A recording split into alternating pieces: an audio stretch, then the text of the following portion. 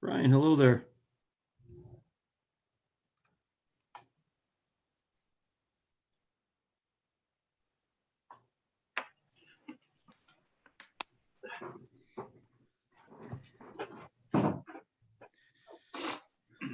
Okay, Mike, I'll give you your 30-second warning. We're good to go whenever you are. We're good? Okay, great. Okay, let's call to order the Board of Library Trustees meeting for board meeting for Tuesday, January 19th, 2021. Janet, can we do a roll call, please? Trustee Meadow? Here. Trustee Rule? Here. Trustee Smart? Here. Trustee Suplet? Here.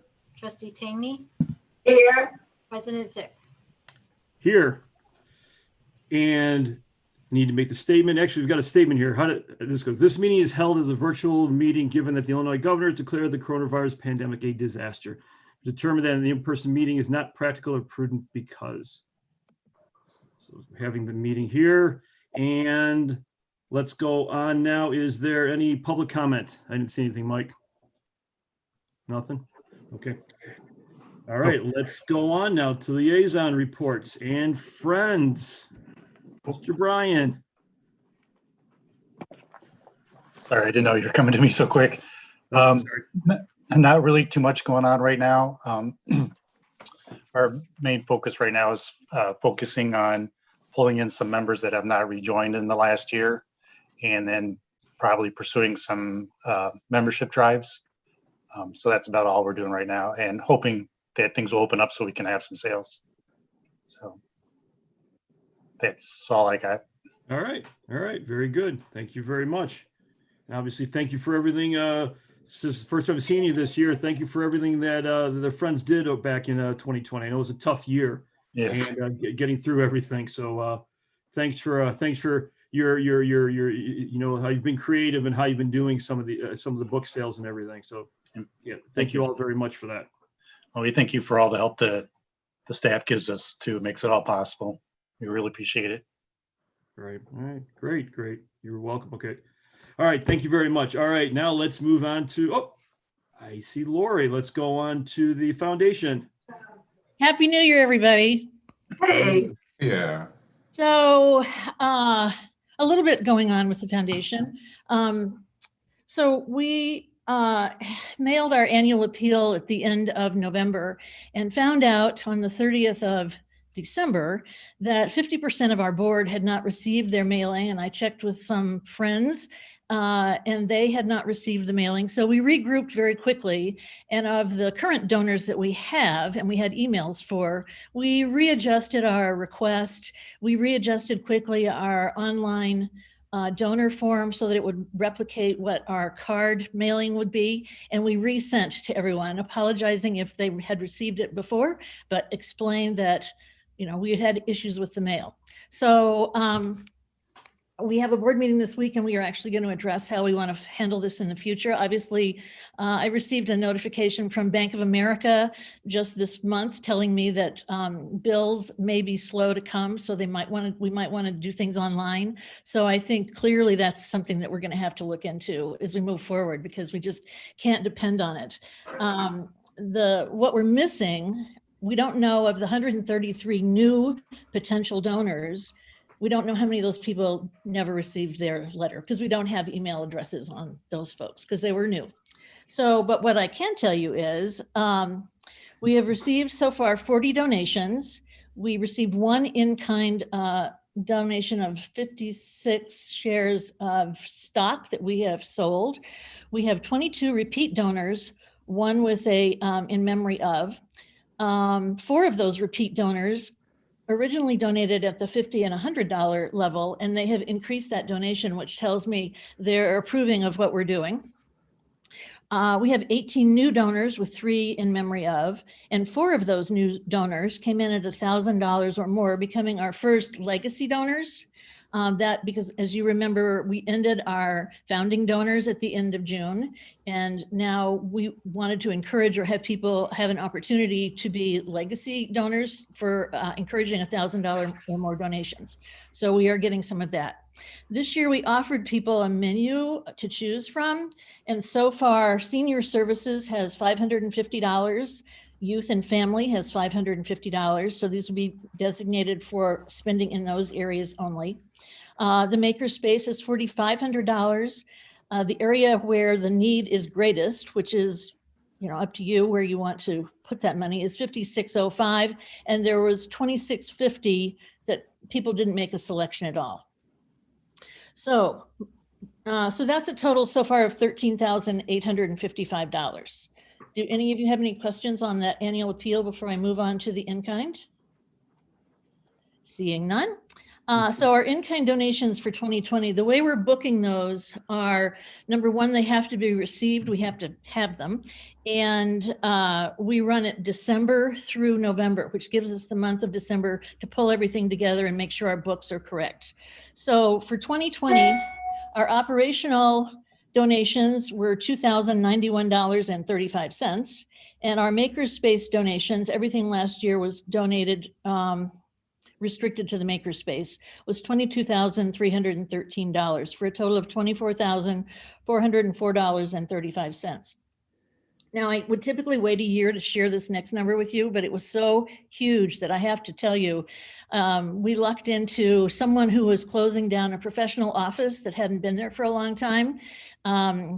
I connected with him and he sent me a few pictures. I shared those with Mike and Chris.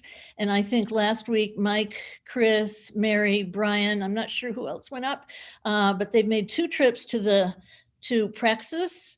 And Lou Newman has donated a total of, so far, we're still missing 3 items, $73,582.96, which is pretty much going to fill the lower level. I don't know, Mike, do you want to jump in on where you're planning to do with the furniture and the copier and the tables and chairs and cabinetry? Yeah, so this was a very generous donation of furniture and like Lori said, cabinetry and storage units and stuff like that. Even some decor type items like wall coverings, stuff like that. So it'll be used throughout the Makerspace. A lot of the furniture and stuff will probably use downstairs in the art space. We were able to get, I want to say 6 large tables that we'll be using for the art space, almost exactly what we were looking for that our architect had spec'd out. So large, I think they're 5 foot by 5 foot square heavy tables. So those were really valuable to us, as well as a ton of other stuff. So I'm trying to think what else we had. We had some whiteboards, a copy machine, just a number of really valuable things that we'll be able to use throughout the space. And they're very high end, and they're, I was over there on Thursday taking a look at them, and, Mary, jump in. I know you've seen them too. They don't, there's not even any dust on them. they're, the whiteboards are clean. They look brand new. There's a box of equipment, of erasers, and it looks brand new. All of it looks brand new. So that was a really nice find. Today I went over and I dropped off a bottle of vodka and a personal thank you note to Lou for his generosity. And then the last thing I have for you is beginning this month at our board meeting on Thursday, we're going to start looking at 17 private foundations, and I'm assigning them to board members to just research to see if any of those foundations are aligning with any of our initiatives that we're looking at this year with Senior Services, Youth and Family, Makerspace, perhaps career development moving forward with the Makerspace. So that we're going to begin in this month, and we'll share with you anything that we find. I know that the staff at the library is terrific at writing grants, and we don't want to waste your time. So we're going to do a little bit of vetting first. So that's all I've got. Do you have any questions for me? Okay, thanks. Great, thanks, Lori. And again, to thanks for everything that the foundation has done. 2020 was another great year, and we're keep moving on. So thank you to everybody. Okay, Right, thank you both for the reports. We really appreciate all the work that the Friends and the Foundation are doing for the library. Okay, let's move on here. We've got a bunch of minutes to go through, but we hopefully get through these quickly. So let's go first. Action item 1, approval of the minutes of the joint meeting between the Park District and the Board of Library Trustees for December 5th, 2020. Do we have a motion for that? I move approval of the minutes from the joint meeting from December 5th, 2020. Do we have a second? Second. Second, okay. Any comments, questions on that? Okay, so well, we have to do this on Zoom. So Janet, let's go through a roll call, please. Trustee Meadow, Yes. trustee Rule, Yes. trustee Smart, Yes, trustee Suplet,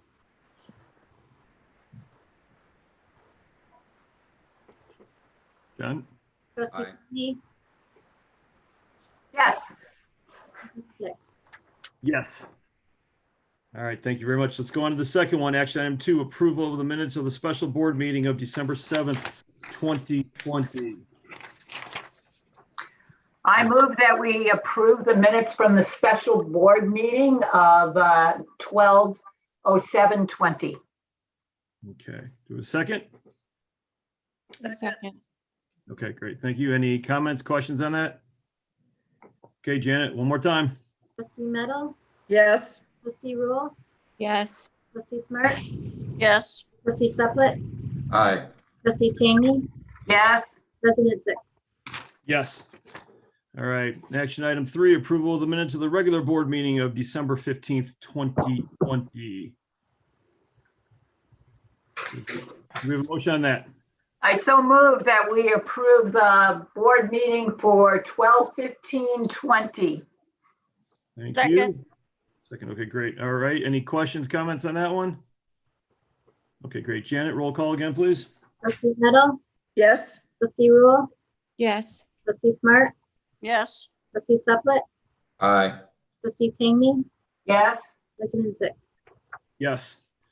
Okay, last minutes here, we have action item 4, approval of the minutes of the committee of the whole meeting of January 11th, 2021.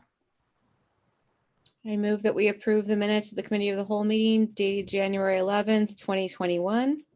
I second it. Okay, thank you. Any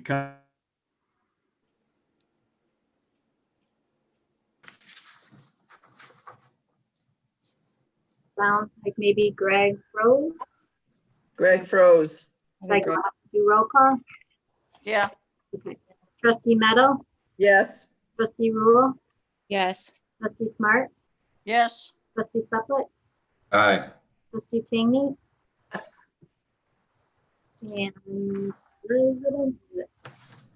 Yes or no? 80. Type it in comments. Yeah, type in the chat box. Or Greg. Maybe we should go off camera. Does that help, Mike, if we go off camera? Would it help, or is that his setting? I believe it's on his end. It So- can help your bandwidth though. If you're having unstable connection, it does seem to help to go off the camera. So it looks I like do that. I'm sure he'll be back shortly. I don't know if that's true or not. I just feel like it helps. No, Fine. we've had the same experience at work. Yeah, same. I'm going off. I'll go off for a minute. Happily.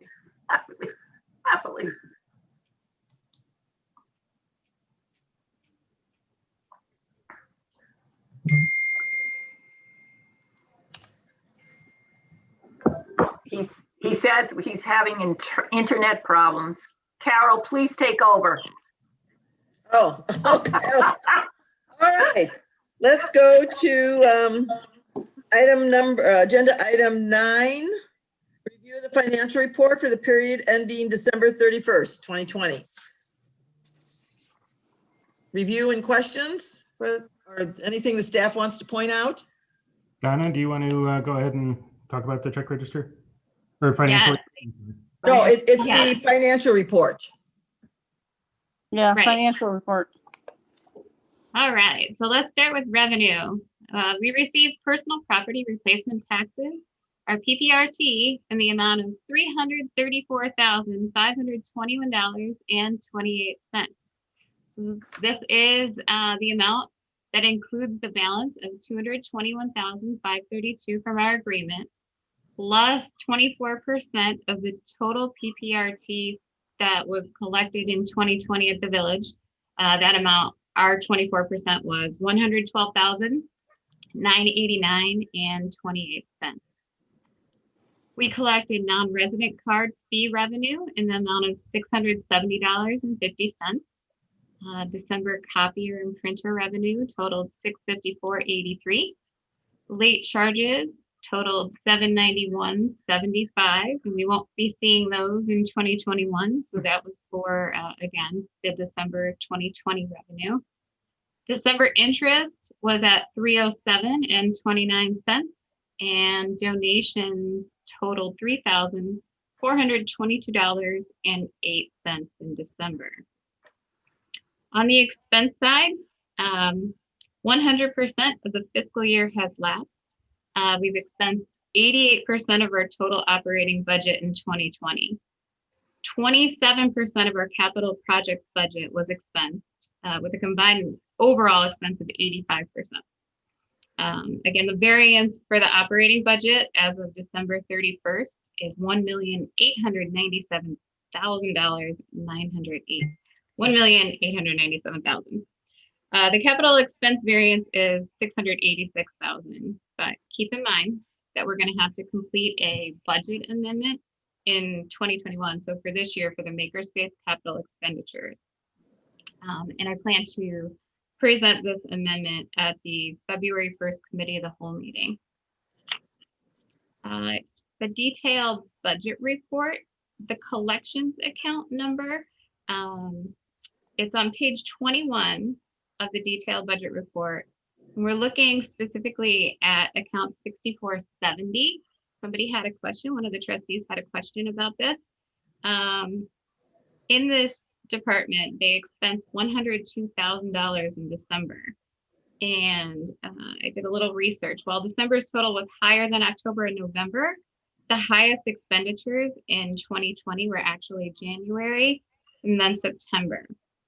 And on average, that department has expenditures of $115,000.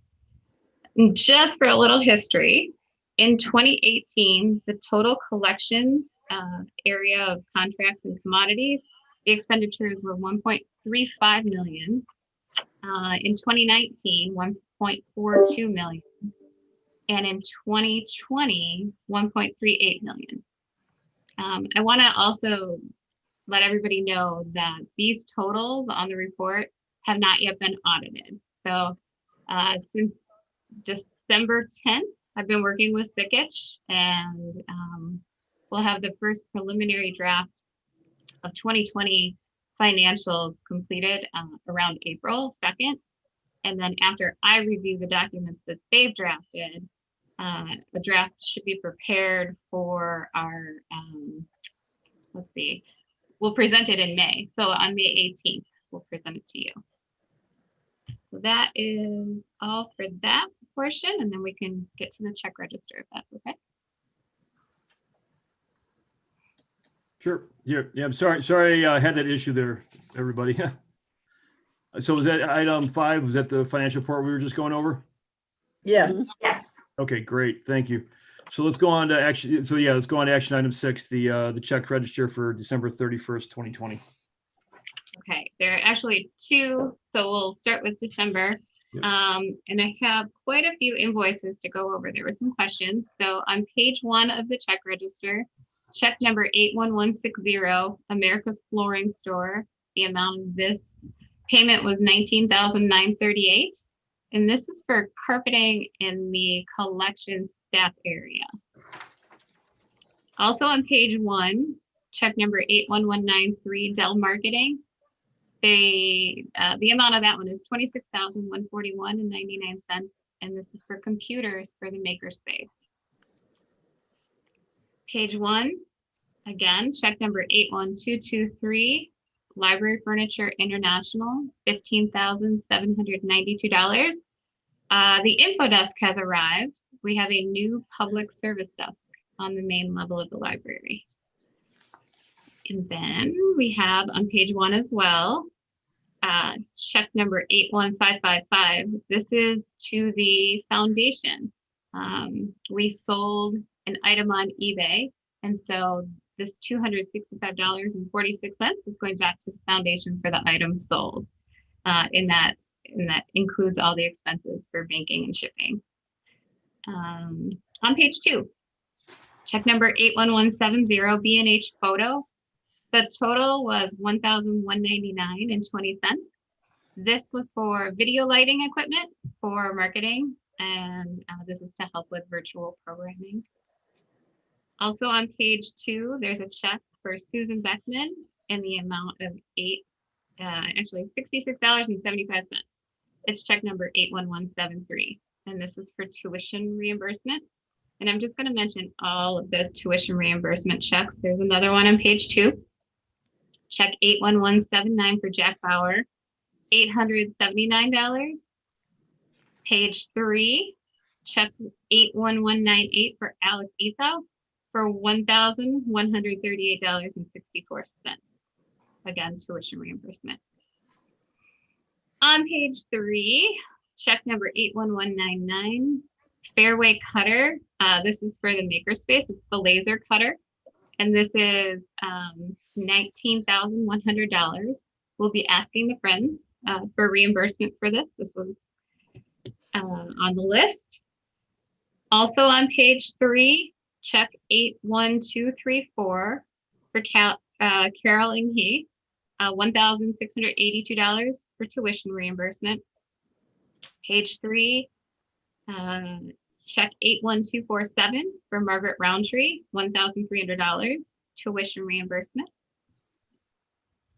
And then we move to page 6. Check 81249, and that's Shales McNutt. That's for our engineering assessment. So we typically do those every 5 years. This one costs $7,380.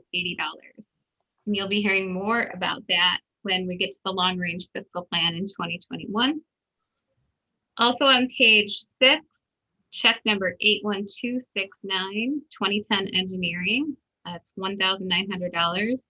That's an engineering assessment for the Miller picking unit. And on page 6, this actually goes along with it, 2010 engineering group. The other amount of that check was $7,125. And that is for, which I don't know what this is, but for the Miller picking unit, an RTU replacement.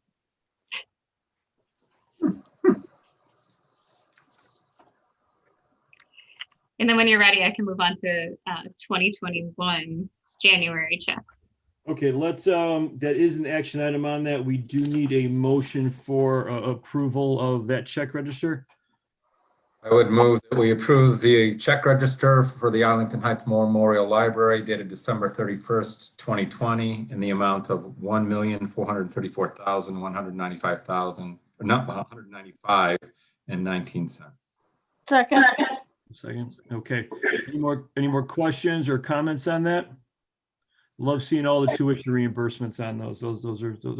That's great. Okay, there's no more questions. Janet, can we roll call on that, please? Trustee Meadow, Yes. Trustee Rule, Yes. Trustee Smart, Yes. Trustee Suplet, Aye. Trustee Tangney, yes, President Zick. Yes. All right, thank you. All right, let's go on to action item 7, which is the check register for January 19th, 2021. Okay, there are a couple large checks on here. On page 1, check number 81274 for Arthur Gallagher Risk Management, $39,280. This is for workers' comp insurance for 2021. On the same page, check number 81291 is for Innovative Interfaces. This amount was $31,426.17. We had a COVID relief hardship credit that we applied to this. So it brought the total down to $28,726.17. For those who are unfamiliar, Sierra is the library system that provides resource management for our collection and for the customer information. So this is our annual software maintenance fee for them. Also on page 1, check 81299 for Lyra Insurance. This is our general property insurance for the year, $93,869, and this matches up with the amount that they quoted. On page 1, check number 81278, Cardinal Color Group, $9,844. There was a question from one of our trustees about this, and this is for our January newsletter. This monthly price fluctuates, and this is within the range. I looked back over 2020, and it ranged between $8,200 and $11,500. So right in the middle. On page 3, there is a check to Joanne Stores, check number 81292 for $2,366. And this is for Creative Fund, which is an annual subscription to online art and craft classes. And that's all I have. Can we have a motion for approval for this check register, please? I'll move that we approve the accounts payable check register for January 19th, 2021, in the amount of $243,906.93. Second. Second. Okay, whatever. Hey, I do just have just one real quick question. It has to do with actually the newsletter. When did we, Mary? When did we change the format to the new format? Was that last year or the year before? You're on mute. Mary.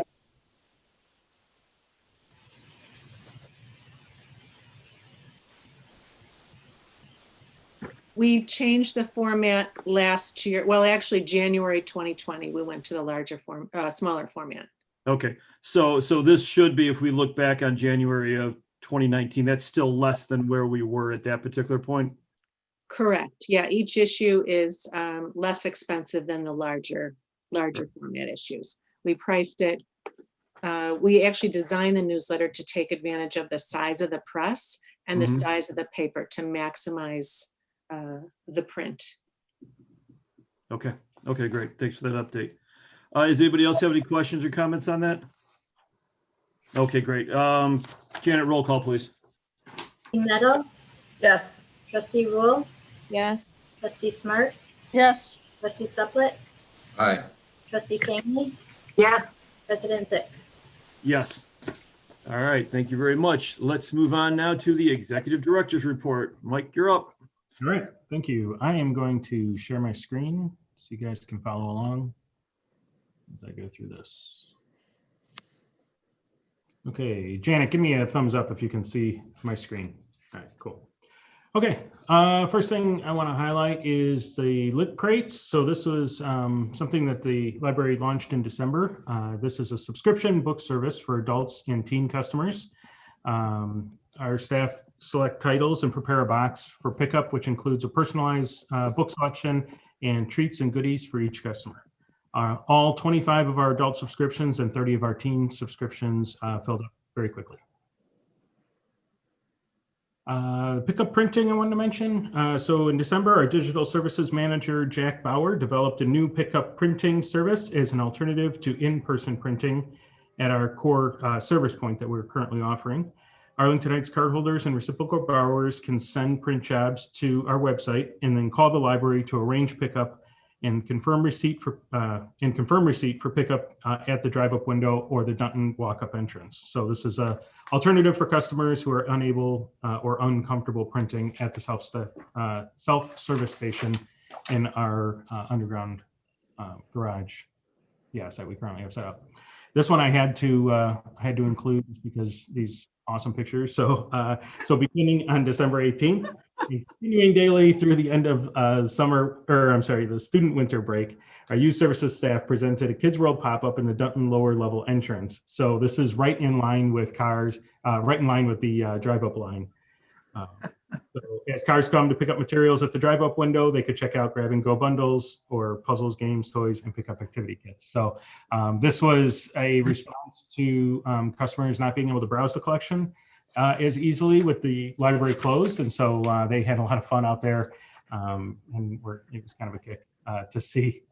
So had to highlight that one. Okay, then in response to the urgent need for blood donations during the pandemic, the library partnered with Versity Blood Centers to host a socially distanced blood drive in the Hendrickson Room on Wednesday, December 2nd. The blood drive exceeded goals. 36 people donated 34 units of blood during the drive while in compliance with COVID safety measures. Versity will return to the Hendrickson Room for another COVID-safe blood drive by appointment on February 3rd. Okay, and as I mentioned, down in our core entrance, in the lower lobby of our garage, we have our tech stop. So this December was the first full month for our digital services offering of copying, printing, faxing, scanning, and laptop checkout services out of the core entrance downstairs while the library is closed to the public. So in December, we had 520 customers take advantage of these services. The most popular services were printing and express station use, public computer use.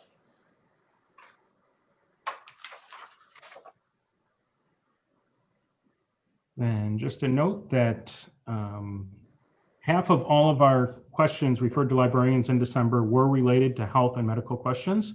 So this is a significant increase in the topic from previous months. Info librarians were able to provide up-to-date, reliable information to assist customers with their questions.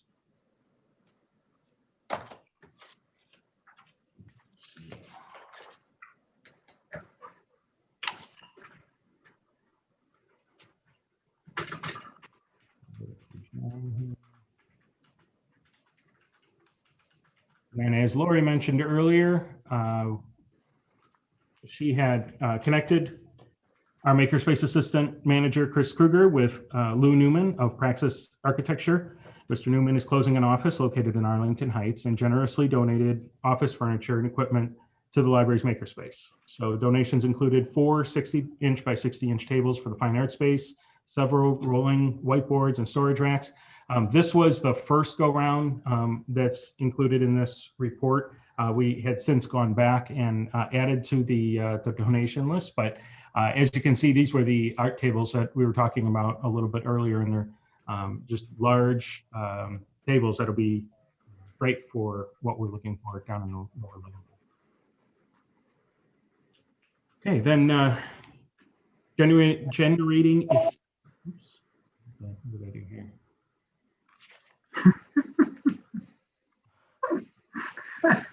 Page. That's so great. There we go. Now, see, I'm generating even more excitement. The anticipation. Generating excitement for the library's Makerspace, a new program series called Meet the Makers kicked off December 1st with a presentation from Tanner Woodford, designer and founder of the Design Museum of Chicago. This series was developed collaboratively by Digital Services with programs, exhibits, staff Carol Inhe, Megan Young, and Jennifer Chaika.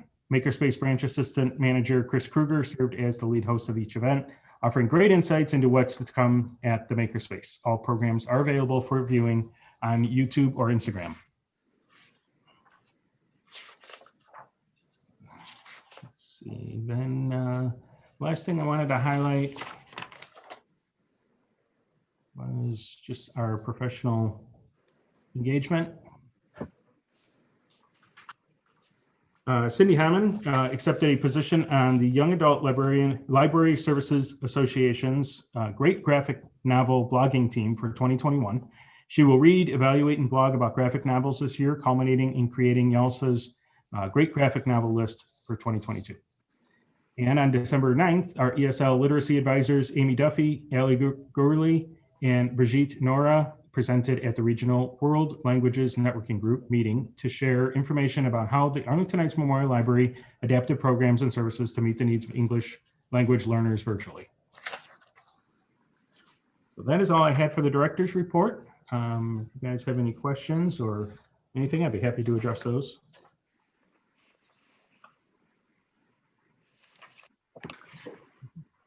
Okay, all right.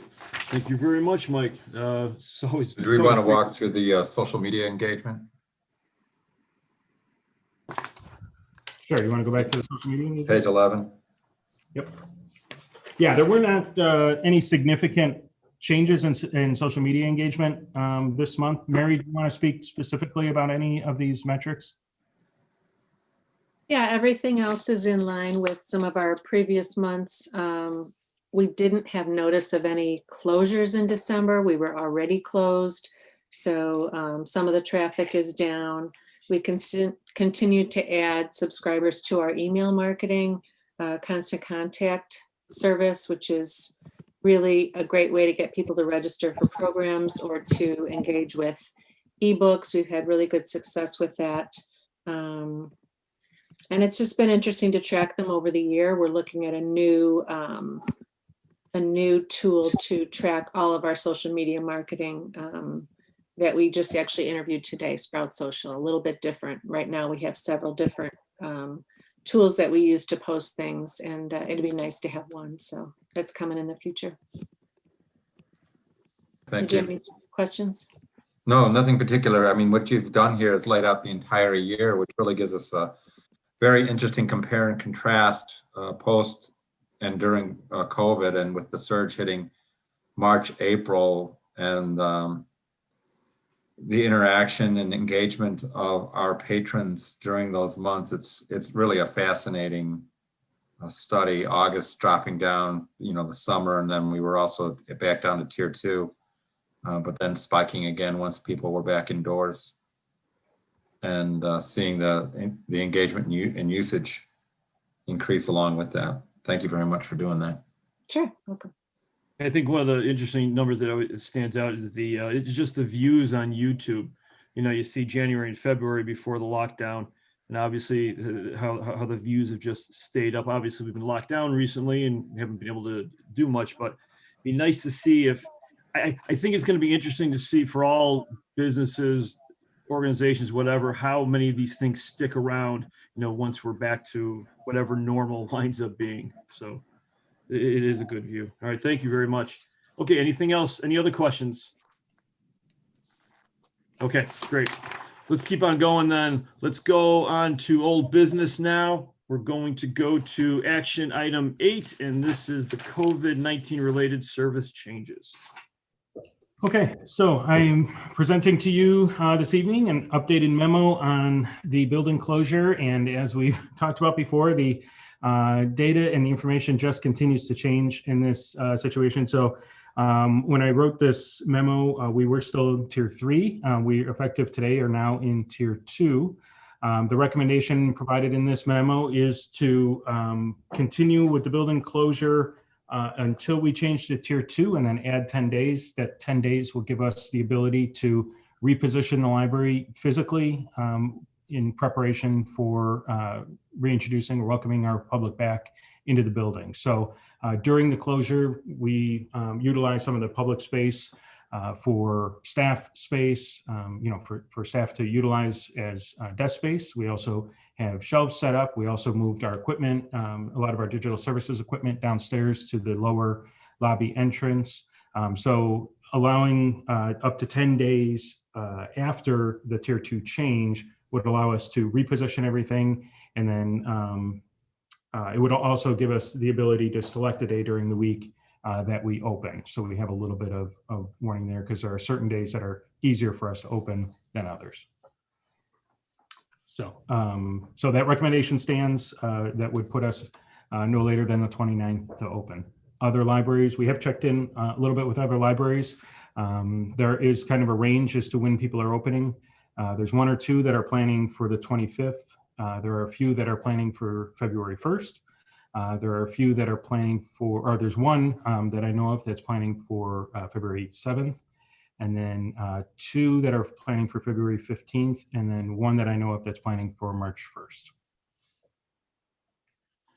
So I would be happy to answer any questions or give any additional information about this. So I guess the question that I have, so yeah, if you look at 10 days from now, and it's great to hear we went to tier 2. I hadn't heard that, but that's great. So that puts us on Friday, the 29th is the 10th day. Obviously, we've heard from people in the village, both ways, to open or to not open.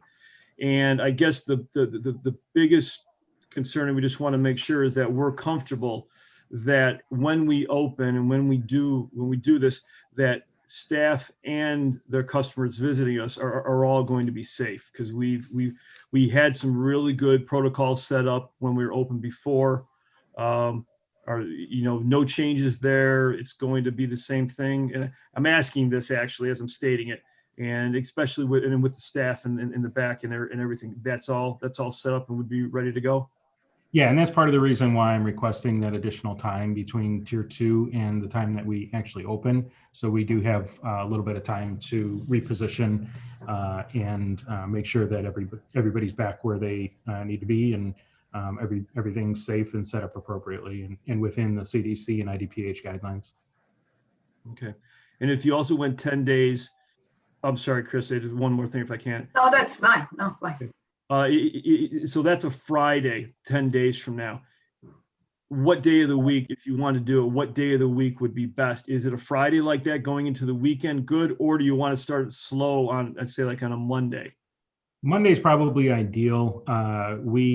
Given that we'd be looking at up to 10 days, we would probably shoot for that Wednesday, the 27th, but having the full 10 days, the flexibility of the full 10 days would be best. We're going to go back and talk with our management team and find out what works best for them, and make sure that everything can get back in place and everybody's schedules can work out in that time.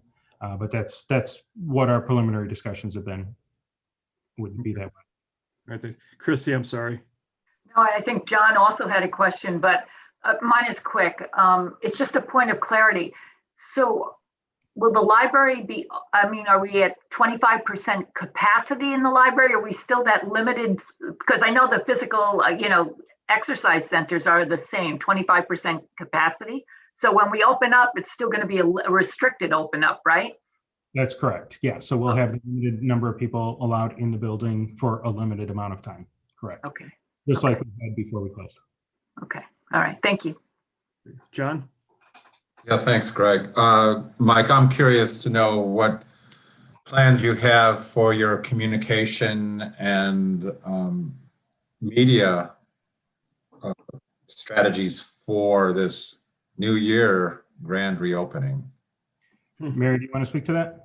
Sure. We'll use the same channels that we've used before, that yellow Stay Informed bar on the website. We'll do a constant contact email. We'll use our social media as well. What we've been putting in the newsletters, because we're just not certain what's going to be happening when we send that to the printer, we just say, turn to our Stay Informed page on the website. And that has been really invaluable to us. We can just add things really, really quick and keep everyone updated. Do you have a strategy for local print and news media? We can let the Daily Herald know, and the Stringer at the Chicago Tribune as well. Thank you. Carol, did you have something? No? Okay. No, I didn't. Okay, thanks. Okay, very good. Any other questions for Mike or comments? So, okay, I don't see anything. So Mike, so you have these two motions here. Change it all. So the first motion, I'll read: the Board of Library Trustees authorizes the Executive Director to extend the closure of the library building to the public to up to 10 calendar days after the state of Illinois moves Region 10 to Tier 2 mitigations, or February 17th, 2021, whichever occurs first. Is there any reason to change any of that? I think you could, being that we're already in Tier 2 now, you might change it to, at the latest, January 29th. Let's just keep it the way you wrote it, because it's either or. Okay, right. Yeah. And I'll move that the Board of Library Trustees authorizes the executive director to extend the closure of the library building to the public up to 10 calendar days after the state of Illinois moves Region 10 to Tier 2 mitigations or February 17th, 2021, whichever occurs first. And I second that. Okay, great. Any more questions, comments on that? All right, Janet, roll call, please. Trustee Meadow, Carol? I trustee, thought I muted. Yes. trustee Rule, Yes. trustee Smart, Yes. trustee Suplet, Aye. trustee Tangney, Yes. president Zick. Yes. Okay, and Mike, thoughts on the suggested motion too? Yeah, so as you approved the last time, we do have that 2/3 pay for non-worked budgeted hours for non-exempt staff as kind of a safety net for us. We haven't had to use it, but because we've been able to reposition staff throughout the library doing different roles. I would like to just as to continue that through the closure. That's okay with the board. And we'll continue our current practices on that. Yeah, I think it's very important to state that, as you stated, we haven't had to use that, but it is there. Do we have a? I'll make the motion that the Board of Library Trustees authorizes the executive director to extend the option of 2/3 pay to non-exempt staff for their regularly budgeted hours if work is not available through the reopening of the library building to the public. And I second that. Great, thank you. Any questions, comments on that? Okay, Janet, let's do a roll call, please. Trustee Meadow, Yes. trustee Rule, Yes. trustee Smart, Yes. trustee Suplet, Aye. trustee Tangney, Yes. president Zick. Yes. All right, it's gonna be great to get this open again. Looking forward to that. Okay, great. Let us move on to action item 9, approval of the proposed Americans with Disability Act compliance policy. Okay, so I am presenting back to you the Americans with Disabilities Act policy for further review. This was presented at our last committee of the whole meeting. The policy has been reviewed by the library attorney, and I'm presenting to you for approval this evening. There were no changes that came out of the last meeting, so this is as you saw it at the committee of the whole meeting. So I'd be happy to take any questions on this. Question? Okay, looks like we don't have any. Greg, I'll make the motion if you want. Great, thank you. Okay. I move that the Board of Library Trustees approve the new policy for American with Disabilities Act as previously outlined and discussed. Say policy 7.0025. 700.25. I second that. Second that. Okay, great. Thank you. And roll call, please, Janet. Trustee Meadow, Yes. trustee Rule, Yes. trustee Smart, Yes. trustee Suplet, Aye. trustee Tangney, Yes. president Zick. Yes. Okay, thank you very much. All right, let's get on to it. Item 10, the One Book, One Village wrap up. Another great year. And thanks to everybody for all the hard work. I know there's a lot of work that goes into all this, and they're a lot of fun. So thank you all very much. I'm looking forward to hearing this report. So I'm going to turn it over to Pam Schwarting, who is going to share with us a wrap up of the One Book, One Village for 2020. So Pam, go ahead and take it away. Okay, thank you. Good evening, everybody. Thank you for having us. Myself and the rest of the OBOV planning team is going to share our kind of wrap up and insights from this year. So what I'm going to do is share my screen, and then we each have portions that we will talk over, and I think this should work. So let's just, you'll have to tell me if.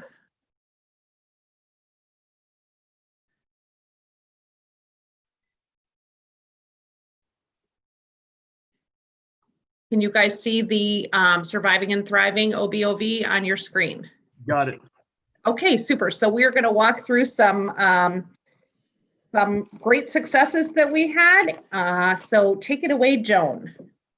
Hi, my name is Joan Lasky, an Info Services Reader's Advisor at the library. Thank you for having us here tonight, and thank you for your continued support of One Book, One Village through years, and especially this year. When our committee came together for our first Zoom meeting after the library was closed, we weren't sure if OBOV would, could, or should go on. We finished that meeting with the feeling that it absolutely should go on, mainly to offer customers a sense of community and normalcy during these times. Our group, all new to One Book, One Village this year, worked hand in hand to make OBOV 2020 the success that it was. As we wrapped up and prepared this report, we realized how much we used the values in our AHML culture statement. This effort was a true collaboration with multiple departments working together. We inspired, we encouraged each other, we valued everyone's ideas and opinions. We love our team. Our customers' feedback showed us that we had met our goals of bringing our village together. What we heard from them again and again at the info desk, the programs, the discussions, and the Progi event was true gratitude. Thank you for having this. Thank you so much for doing this again. It's a testament to the importance of the library as a beacon to our community. We as a group are grateful for having the opportunity to offer this program to our customers and our village. In the words of our communications and marketing, thank you all for supporting the idea of building community through shared reading experiences. And now, here's our team. William.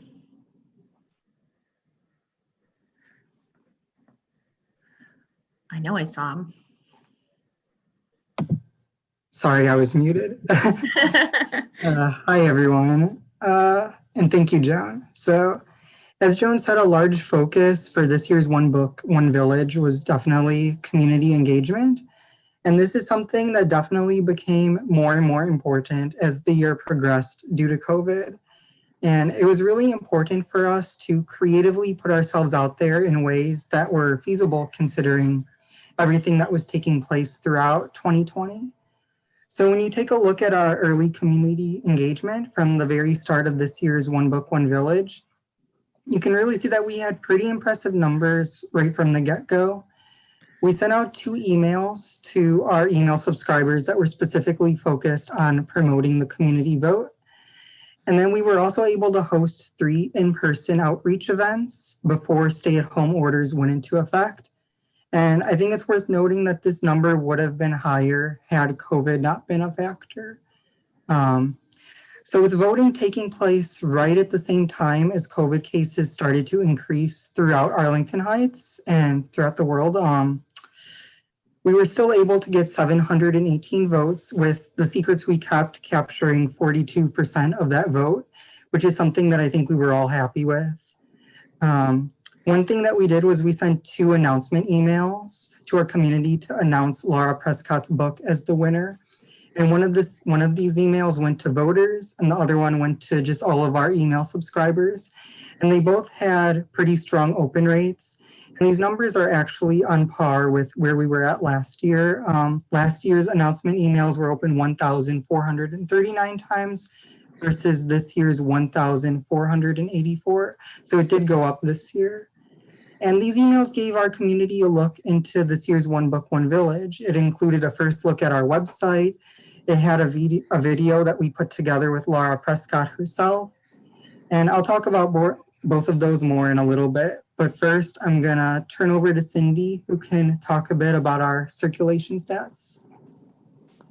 Hello, thank you for having us. My name is Cindy Hahman. I am the collection supervisor at Arlington Heights Memorial Library. And as you can kind of see on our screen, one thing that we were really happy with throughout the whole program is we had a really strong, great community response to One Book, One Village, which is something that we've come to expect over the years, but especially with all the uncertainty that 2020 held, we were very happy with the very high checkout numbers we saw.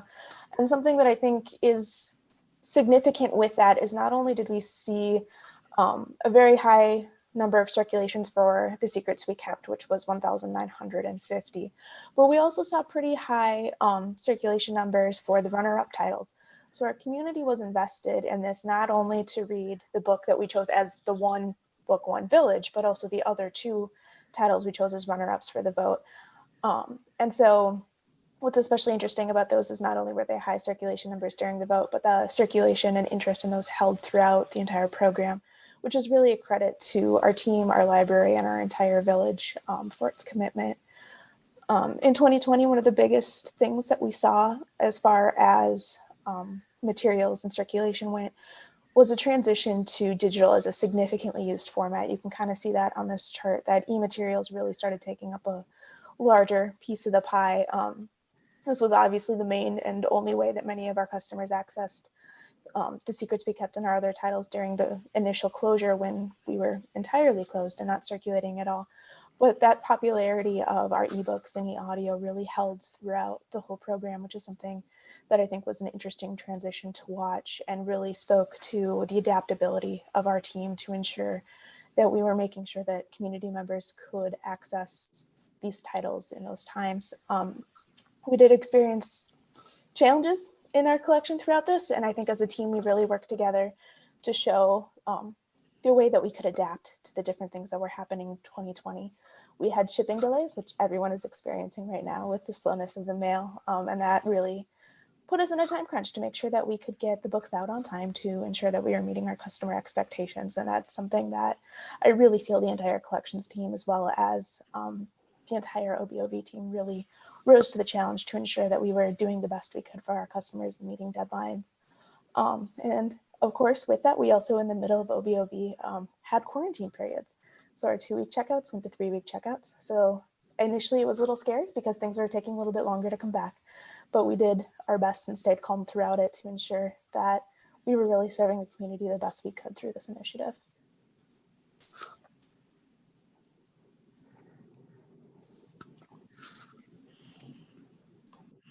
All right, I think I'm up. Can you guys hear me? Mhm. Okay. So the programs team was very excited that The Secrets We Kept was the one book, one village pick, because it offered us an amazing opportunity to bring really fun and high interest programs to the library this year. Of course, like everyone else, we were thrown for a bit of a loop when we realized that all of our programming was going to be virtual. But if you look at what we were able to put together this year, it was an out of the park success. I mean, the whole program was, but I mean, we had just fantastic programs. We were able to bring a suite of 8 virtual programs. Last year in 2019, we did have 12, but of course that included smaller hands-on things that, we could do, obviously in the library or in the park or whatever. So, there was still plenty going on during those couple months of through the OBOV season. We had this year 120 person average for each program, which is huge. In 2019, we had 70 average customer attendance was 71. So, I mean, virtual, the one thing we've really realized throughout this whole process is we are accessing people who weren't always able to attend things for a variety of reasons. And it has really, really broadened our reach out into the community. And that we've been told over and over again, not just with OBOV, but with all of our programs, like, oh, I wouldn't have driven here at 7 o'clock at night, or I can't drive at night, or, I have this or that. And so it has been a wonderful, unexpected side effect of having to do all these programs virtually. We had 391 people at the Meet the Author event with Laura Prescott.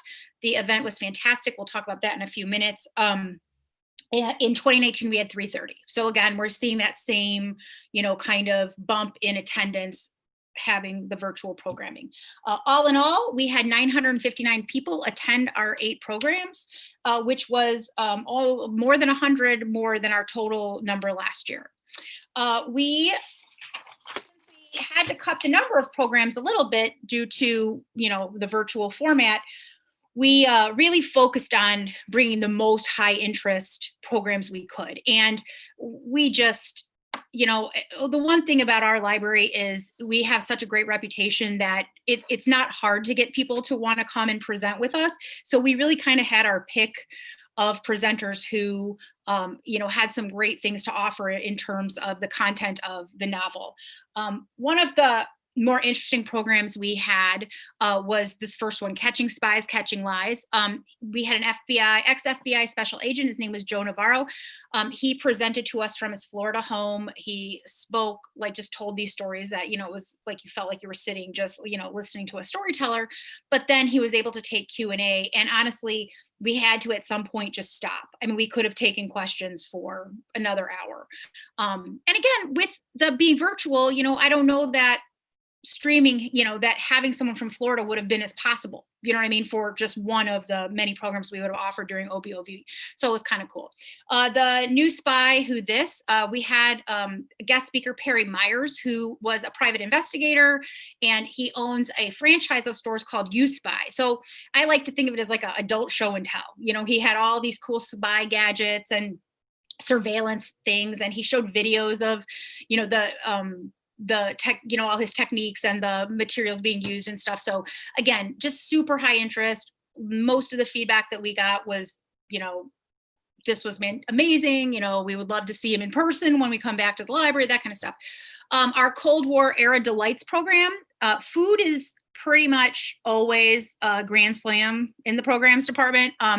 So librarian Amy Alessio, who we've worked with a handful of times, she handcrafted a program for us on the history of Cold War cuisine. And she was unbelievably humorous. I mean, I'm a food dork, but I was like laughing out loud watching the program. But she, you know, she had read the book, and she brought in to the program food, you know, recipes and pictures of the foods that were mentioned in the book. So, I mean, it just couldn't have been a nicer compliment to the title, to, you know, the Secrets We Kept. And 83 people came to that. And again, I mean, we've had her before, but I mean, she is just fantastic. And then we get to the evening with Laura Prescott, which, without being like, you know, boastful, it was so great. Like, we were so nervous and so worried going into this, how it would be received, and people loved it. I mean, we had, like I said, what did we have? 391 people show up. The feedback during the program, without variation, was positive. This is amazing. This is like sitting and talking to a friend. It's so great to have this, you know, intimate setting.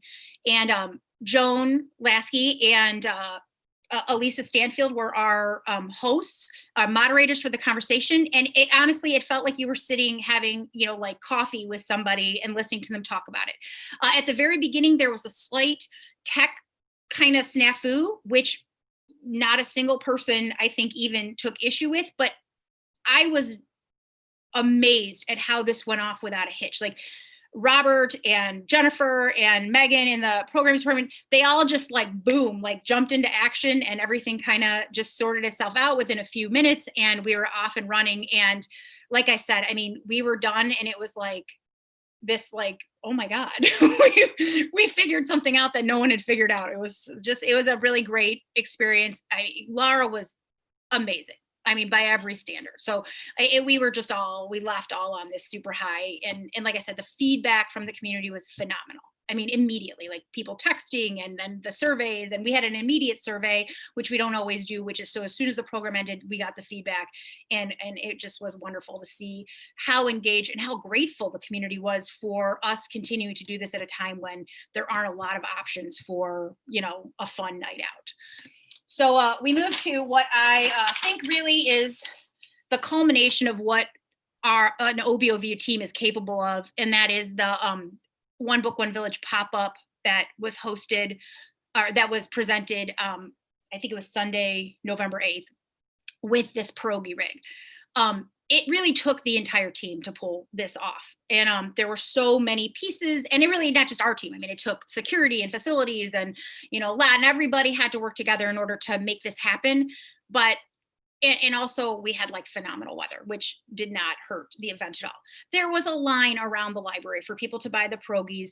The program did everything that we'd hoped it would do. We figured, because, you know, some of this initial push for like marketing and stuff starts a little bit earlier, and then the program is not until, with the author is not until November. It was a way to kind of re-engage the community, remind people that they could still sign up. We had put together these what we called super secret swag bags, which were all themed with stuff related to the book, and they got a little magnifying glass and a mask, AHML mask that like it's a secret kind of thing, and then all sorts of recipes and information about the author and all that kind of stuff. So people loved those. They loved the Progies. On social media, personal social media, and then the social media that was coming from employees and stuff that were working the event. I mean, you just saw it. I was like, oh, I didn't realize so-and-so was there in the community, and they're sitting on the steps of the library eating their Progie and stuff. So it really did everything we wanted it to do. The swag was great. The food was great. People were signing up for the author visit that was coming up the following week.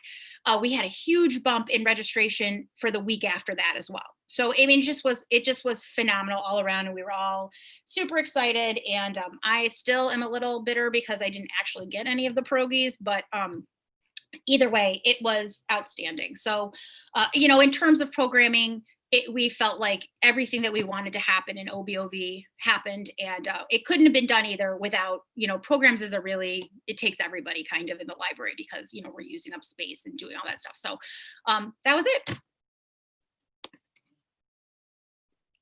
Okay, this is my part. I'm Elisa. I'm also one of the readers advisors at the library, and I'm going to talk about our book discussions.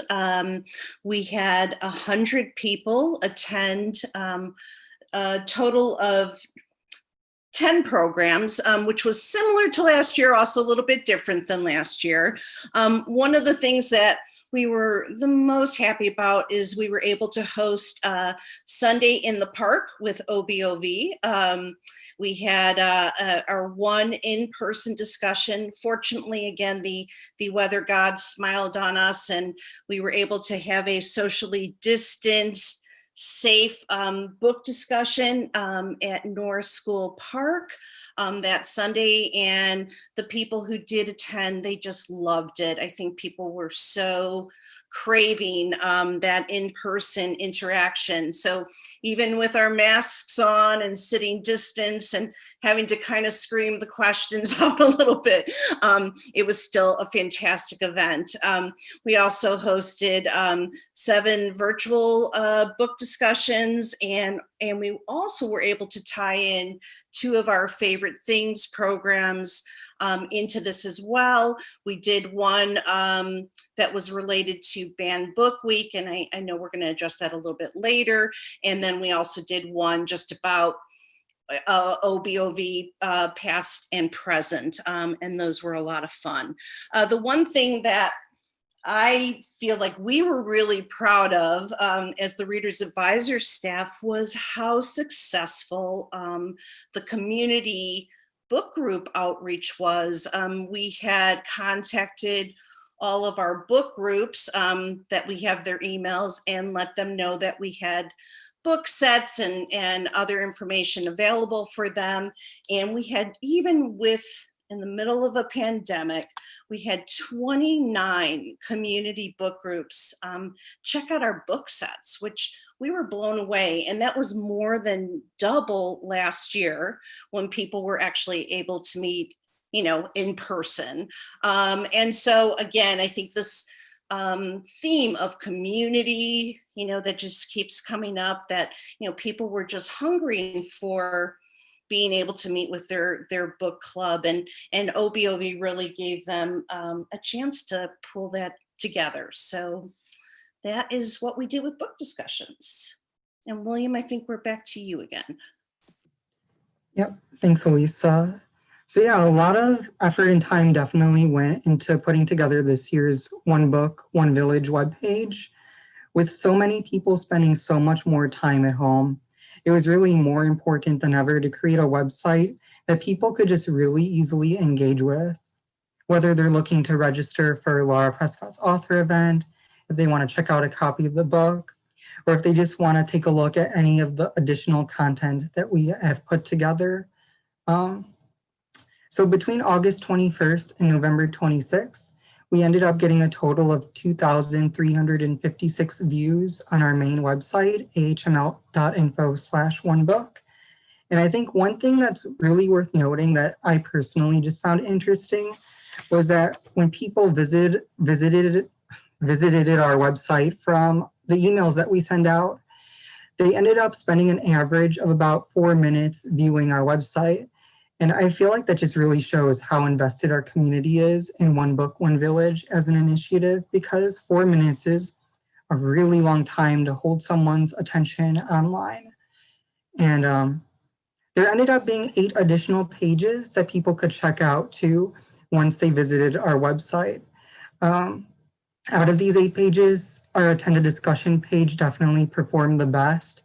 If people were to click onto this page, it took them to a website that just had all of our book discussion information really readily available and really easily to take a look at and register if they wanted to. Another website that people could find from our site was the Explore More page, and this was really popular as well. We spent a lot of time just compiling a lot of additional content that people could check out if they wanted to learn more about the history behind the book. So if you wanted to learn more about spies or more about Dr. Zhivago, the movie, you could go to this site and it would have all the information there. So we thought that was really neat as well. So then another highlight that I would say we had for our group was definitely all of the video content that we were able to create throughout the year. We were able to make 5 videos total this year, and 4 out of these 5 were created in the midst of COVID. The first video we made was done before stay-at-home orders went into effect, and we worked with Mike Driscoll to create a video that was used to introduce people on social media to this year's community vote. We then worked with Laura Prescott herself to create an introduction video so that she could introduce herself virtually to our community. And it also worked as a way to give our community a sneak peek into what The Secrets We Kept was about. And this video got 2,332 views across platforms, so it did well. And then lastly, our remaining 3 videos were actually a video series that our group put together for Banned Books Week. And this was a huge success for our team. Banned Books Week took place this past year from September 27th to October 3rd. And it's an annual event that focuses on the freedom to read. And this is something that The Secrets We Kept really speaks to as well. This is a book that tells the hidden story behind the publication of Dr. Zhivago by Boris Pasternak. And one of its core themes is the power of literature.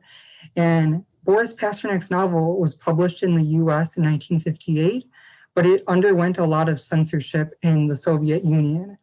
And this is just something that really inspired us. We wanted to create something that could really speak to what the book we chose was about. And this ended up developing into this really amazing video series. The 3 videos that we created ended up highlighting the books of George Orwell, Judy Blume, and LGBT plus literature. And it featured the stories of staff members Gosha Balinska and Alice Sun, along with Heidi Graham, who is the president of the League of Women Voters, Arlington Heights.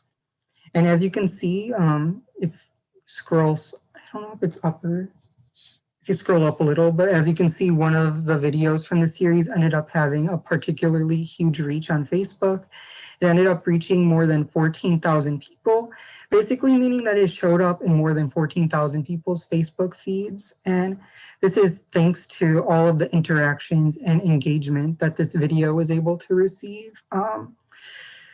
which is just amazing. And across our social media platforms, the 3 videos in total received more than 5,000 views, and they were shared 89 times on Facebook by the American Library Association, Rails, and a lot of other different libraries across the country and a lot of other people as well. And so all of these different Facebook pages were sharing our videos with their audiences, and that just really ended up increasing our exposure throughout the week, which was amazing. To have so much engagement within such a short amount of time is wonderful, and we really heard nothing but good things about these videos from our community. And it really was just a major collaborative effort. Yeah, it was a major collaborative effort from many different library departments, and it stemmed from our OBOV team. And it really showcases, what can be done when dealing with the challenges that present themselves due to COVID. So then finally, with so many people turning to the library's online presence throughout this year, of course, it was really important to have good social media engagement as well. And I think we achieved that. All of these numbers are pretty impressive for us. And I think just one little fun fact that's worth noting is that our Instagram engagements this year were more than double last year's, which was 421. And yeah, so while we were all, of course, we all missed the in-person engagement that OBOV usually has in a normal year, it was still really nice to be able to connect with our community virtually. And we were able to see just how much people were able to enjoy One Book, One Village, even if they had to do so mostly from the comfort of their own homes this year. And yeah, so now I'll turn it over to Pam, who will talk about this year's budget. Okay, so I'm going to wrap up how we did all these wonderful things and reached our community in such amazing ways, the dollars behind it. So for this entire initiative, the total cost was $19,498.67. And actually, we had originally budgeted $32,200. So we were able to do this at 60% spent of the budget. So I want to break that down for you. So looking at the left, the collection budget was the one that was closest on. We had budgeted $10,000 for materials, and we spent $9,268.84, which was 93% of the budget. And that included, as Cindy had said, electronic resources or electronic books as well. So for the programs and discussions, the programs, we spent $3,439.35, and we actually had a total of 568 for the programs and discussions attendance. I'm sorry, 568 people. So looking at that, it would be about $6.05 per person to attend programs and discussions. So again, we think that's a whole lot of bang for our buck with our customers. The author visit was $5,812.50. And we had budgeted much higher for this, obviously, when we thought it was going to be an in-person, and Laura was kind enough to pivot with us and do it online. So the author visit, we had, as we said, 391 people. So that turned out to about $14.90 per person. So again, we feel really proud of that. So the total for the programs and discussions, including the author visit, was $9,251. And we had budgeted $19,000. So we were actually 49% of the budget spent. So we feel incredibly proud that we were able to deliver all those programs, discussions, and the author visit with 49% of the budget spent.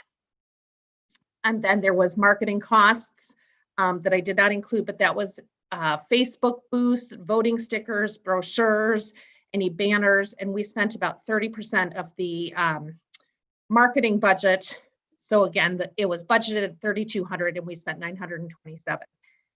So the total spend was $19,498.67, and we were 60% spent. So we think that, as we've all said, we think it was an unbelievable success. We're very proud of what we were able to deliver virtually to our customers, all while keeping, keeping course on the budget. So thank you for taking the time to hear about all our successes. I know 2021 is underway. Oh, and I'm sorry, I did not acknowledge that $3,200 was funded by Friends of the Library. We are always very grateful for their contribution and support as well. So we are open to any questions that you may have.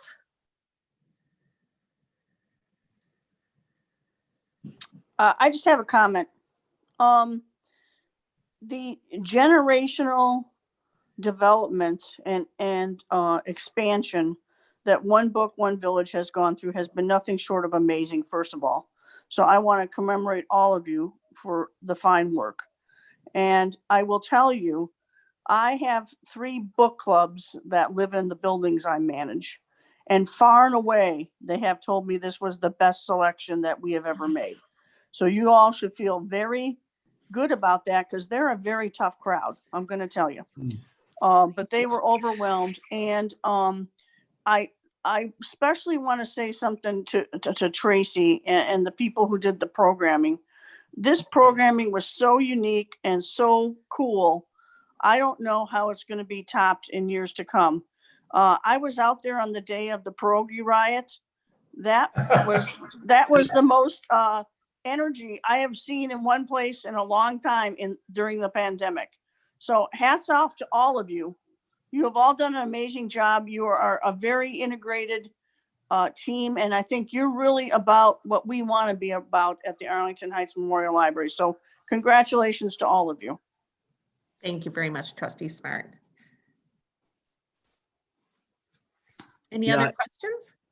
And I'm just going to say, too, I just agree totally with what Deb said. I mean, all of you should be very, proud of what you've done. And this is a really tough time period, to obviously get through this and to pull this off this successfully. And everybody knows I like when things are under budget, too. So that's always really cool. So thank you for accomplishing all that, too.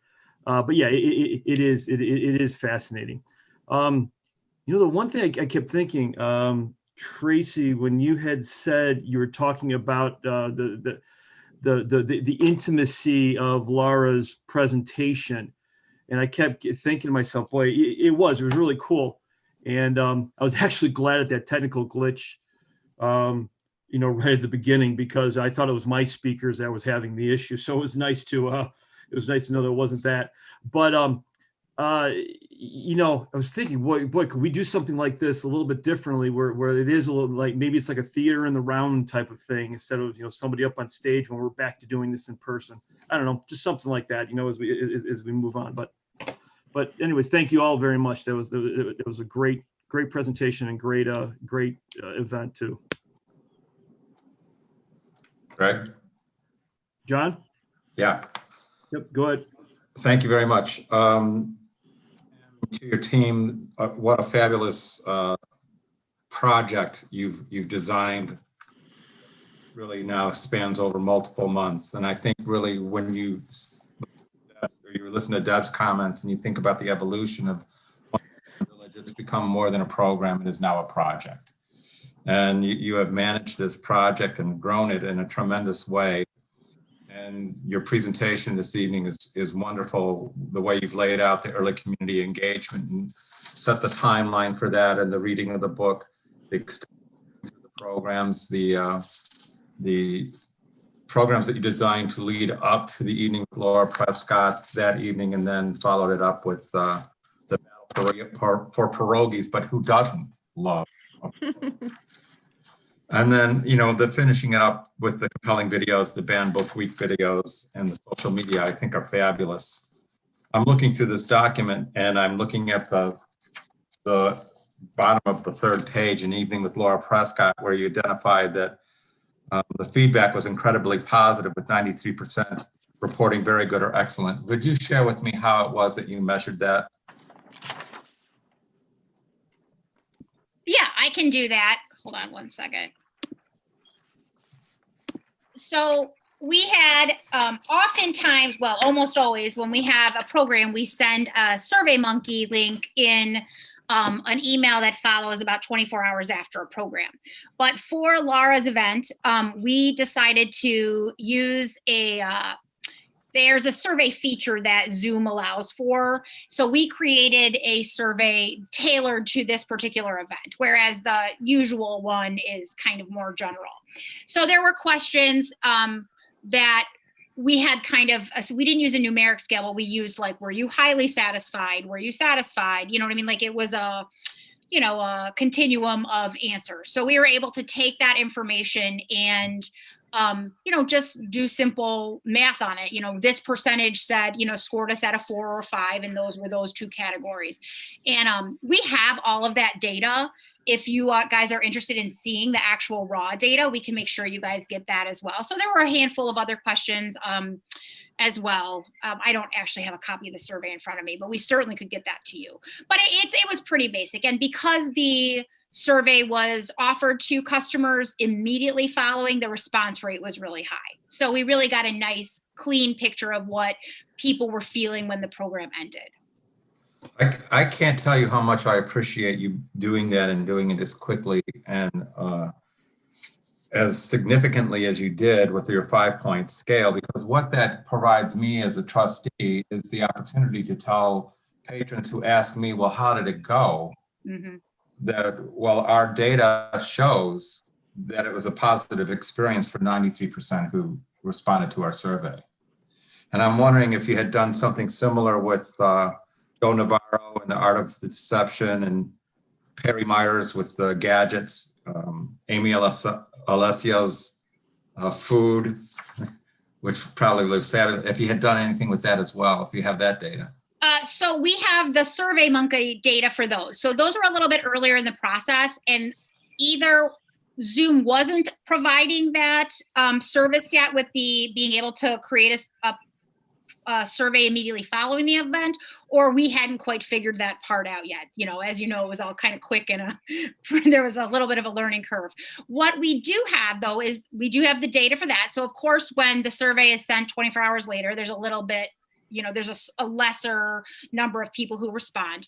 But we also collect observational data immediately following the program through chat. So we often do take, you know, notes and, you know, make comments on what is said to us immediately following the report, you know, the program. And we often get, you know, a good 7 to 10 people out of 40 or 50 who will say, this was phenomenal. We'd love to see her back. We'd like, you know, this, or, you know, whatever, your presenter talked a little fast or something. So, I mean, it went both ways, but I do know that the programming team has started to do more of those immediate surveys now that we have that capability, you know, in our tool belt. So, and again, I can get you the survey, the pulled results from SurveyMonkeys for really any program we ever do. We have survey data for all of them. That's fantastic to hear. And I'm really glad to know that you're doing that and collecting that data. And I do appreciate the learning curve with Zoom. I think all of us has experienced similar things over the course of the last several months.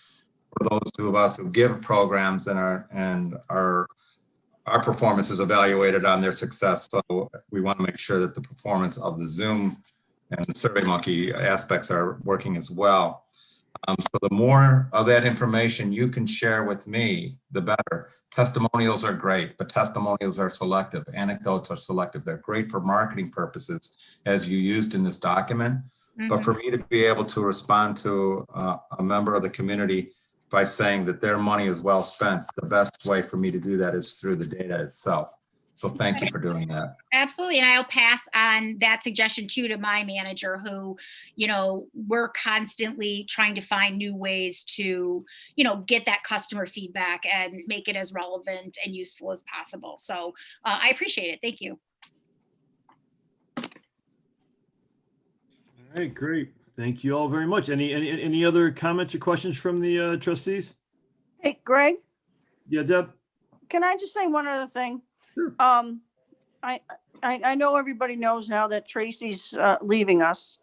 And I just think for a moment, it'd be nice to wish her the best of luck and just say, wherever she ends up, those are some pretty lucky students. That's all I'm going to say. Thank you, Tracy. Thank you so much, guys. It's been my pleasure. All right. Thank you all very much. Greatly appreciate it. Appreciate your time and sticking around with us too. Okay. Okay, as we move on here, well, the next thing is other that we've got for us. Mike, since it looks like we're going to be opening, actually the trustees, it looks like we're going to be opening up. Well, our next meeting is the COW on February 1st. So what we need to know is if we're going to come back into the building for this meeting. At that point, do we feel we're going to be ready for that, or do we need to put that off to the board meeting, the next board meeting? I'll leave that up to you guys as far as your comfort level goes. I think there's actually is a benefit to keeping these virtual so staff and public can view these meetings. But I think that we would be able to house the meeting in-house if you wanted to go that way. Trustees, any comments, thoughts on that? Greg, I think we should go virtual. That's my vote. Okay. It would be my vote too, but I'm completely biased right now. So I just need to stay as away from people as I can. Sure. Right. John, Deb, Carol, any thoughts? I'm good with virtual. Virtual. Still good with that? Good. You can keep it virtual for now. Okay. All right. So we'll plan on the next meeting, next committee of the whole on February 1st. We'll be on Zoom still. Okay. All right. Is there any other from anyone? I want to know what the next One Book, One Village is going to be. What are our other options? What are the next? Never mind. It was very good. Thanks, guys. All right. Okay. So if there's no other, can we have a motion to go into closed session, please? So moved. I move that we go into closed session in accordance with 5 ILS 120/2C1 to review executive director's annual performance goals. I second. Okay. Janet, quick roll call, please. Trustee Meadow, Yes. trustee Rule, Yes. trustee Smart, Yes. trustee Suplet, Aye. trustee Tangy, Yes. president Zick. Yes. Okay, so we're all going to pop off this one right now. This will stay up for the people viewing it. Trustees are going to go into a closed session. Then we will be back when we're done.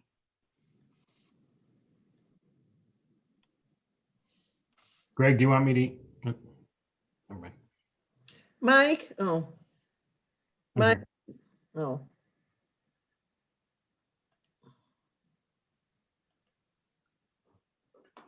Carol, do you have the link? Yeah, I don't know if I do. What was it? Was it on the, I can't remember getting it. I will forward it to your other email right now.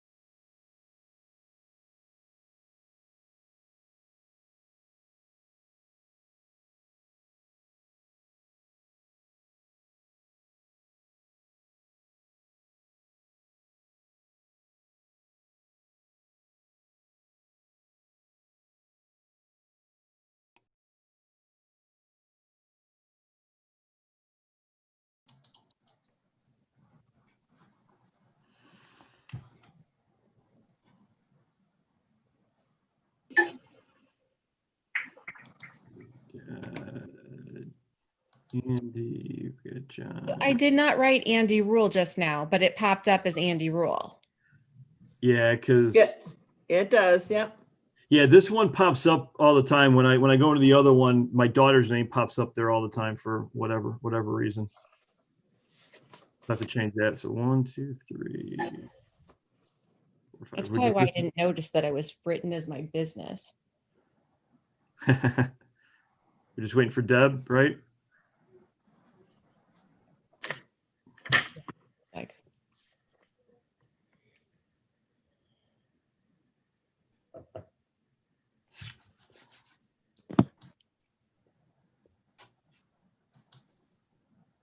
Just waiting for Deb to get back on, then we can close it out.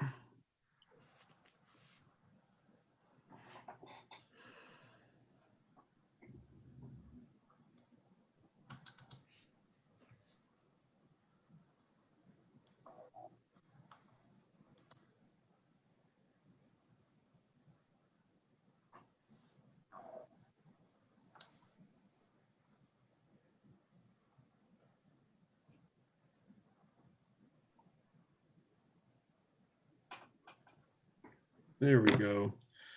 Okay, we are back in open session for the Board of Library Trustees for, what's the date again? Tuesday, January 19th, 2021.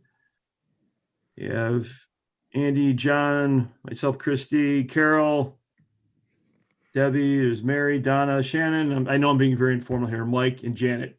We were all back in here. We're all Okay. here. We're all here. We're all back here. All right. All right. That is it. So can we just have a motion for adjournment then? I move we adjourn. I second that. Okay, we got that. Okay, Janet, quick roll call here. Trustee Meadow, Yes. trustee Rule, yes. trustee Smart, Yes. trustee Suplet, Aye. trustee Tangney, Yes. president Zick. Yes. All right. Thanks everybody for the time. Yeah, Thanks, thank everyone. you. Bye. Good night. Be Great well. year. Tomorrow, yay. Yeah. Great year, staff. Bye, guys. I know.